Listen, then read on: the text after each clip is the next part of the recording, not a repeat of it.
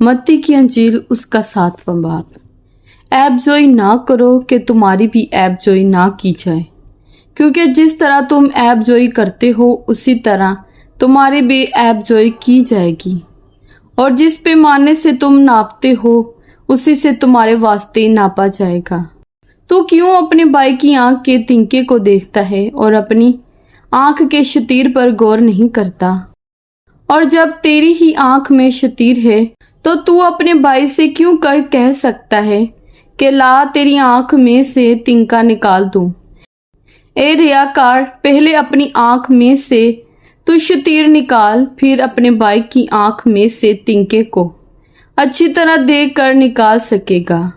पाक चीज कुत्तों को ना दो और अपने मोती सुअरों के आगे ना डालो, ऐसा ना हो कि वो उनको पांव तले रौंदे और पलट कर तुमको फाड़े। मांगो तो तुमको दिया जाएगा, ढूंढो तो पाओगे, दरवाजा खटखटाओ तो तुम्हारे वास्ते खोला जाएगा।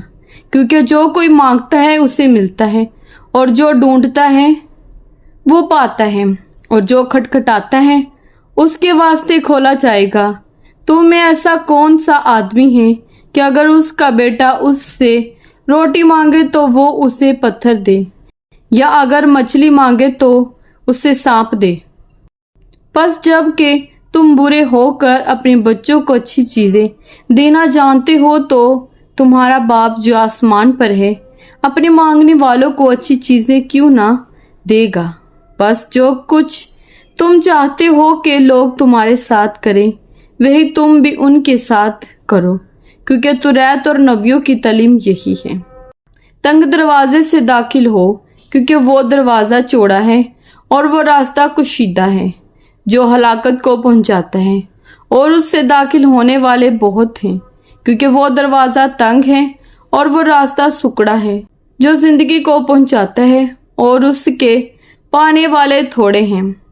झूठे नबियों से खबरदार रहो, जो तुम्हारे पास बेड़ों के बेस में आते हैं, मगर बातन में फाड़ने वाले बेड़िए हैं। उनके फलों से तुम उनको पहचान लोगे। क्या झाड़ियों से अंगूर या ऊंट कटारों से अंजीर तोड़ते हैं? इसी तरह हर एक अच्छा दरख्त अच्छा फल लाता है, और बुरा दरख्त बुरा फल लाता है।